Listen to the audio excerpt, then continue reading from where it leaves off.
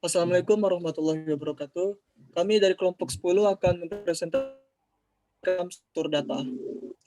Baiklah, pertama kami akan memperkenalkan siapa saja anggota kami, yaitu Afdi Pratama Heriadi dan Muhammad Nabil Faturrahman, saya sendiri, ada Rizky Alfian, Arina Hakwanifah, dan terakhir Dian Puspita Ningrum. Baik, untuk penjelasan pertama, yaitu konsep program akan dijelaskan oleh Dian Puspita Ningrum. Konsep program pada coding ini adalah urutan langkah prosedur yang diwujudkan dalam bentuk instruksi-instruksi program input data menghitung tunjangan hari raya data karyawan sesuai dengan golongan dan unit masing-masing. Baik, untuk penjelasan selanjutnya akan dilanjutkan oleh Rizky Alfian.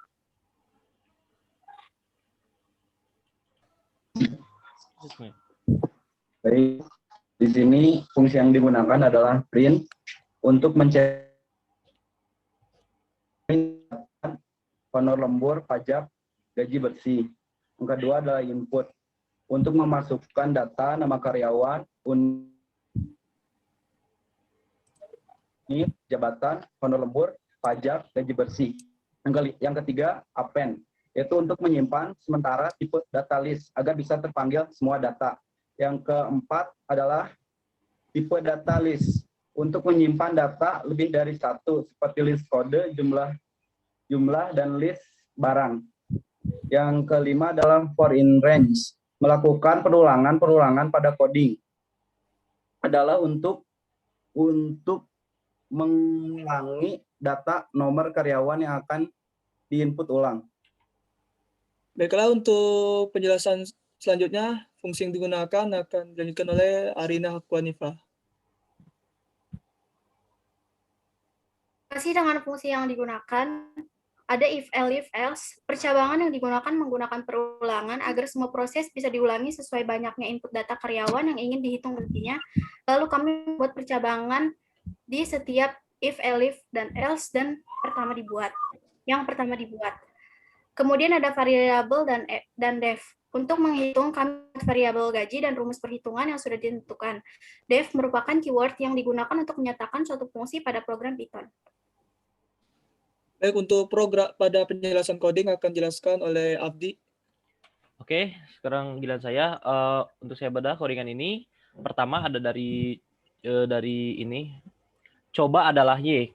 Ketika saya membuat def persen, fungsi persen, saya akan membuat list tunjangan yang belum dihitung atau belum diinput. List persen I dikali list gaji I dibagi 100. Untuk def garis itu fungsi hanya untuk menampilkan garis untuk pembatas. Dari yang di bawahnya saya print program gaji sebagai judul, program gaji dan tunjangan hari raya Idul Fitri hanya sebagai judul. While coba sama dengan T. Kalau misalkan dia tidak menginput ulang T, dia akan menginput ulang lagi dan mulai dari awal lagi. List nama di sini adalah ada tipe data list yang isinya belum diisi atau masih kosong. Ada list nama, list golongan 2, list unit 2, list persen, list pajak, list gaji, dan lain-lain. Ada jumlah karyawan yang isinya integer atau masukkan jumlah karyawan yang ingin diisi. For I in range jumlah karyawan. Print data karyawan, garis, list nama append, masukkan nama.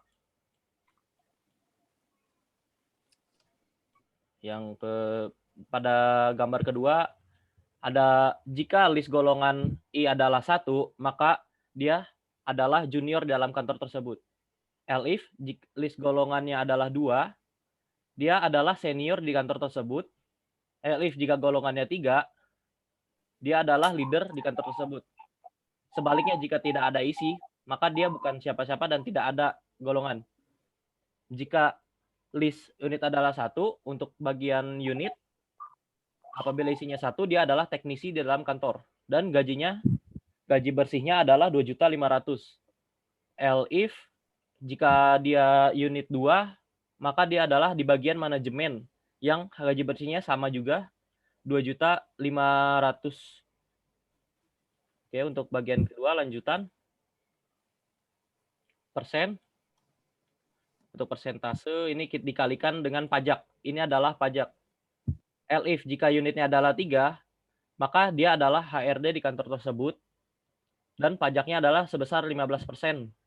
Gaji bersih 2.500.000. List pajak APEN, nah di per 100. Else, jika begitu pun kalau misalkan tidak ada isinya berarti dia tidak ada jawabannya. Tidak ada.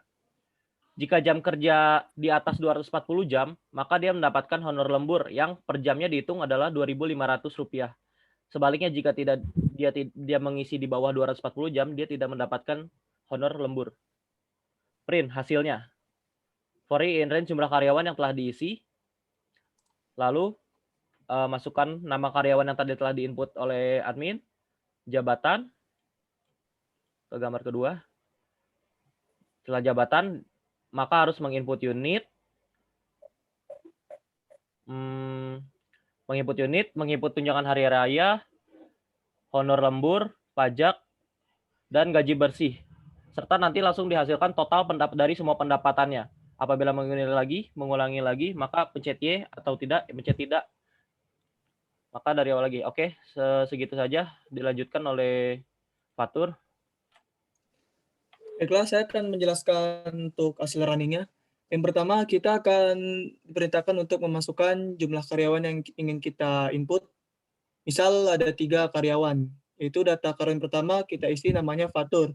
Dengan jam kerja di atas 241 jam, yaitu 300 jam. Di unit 1, yaitu teknisi, dan golongan yaitu 2, senior.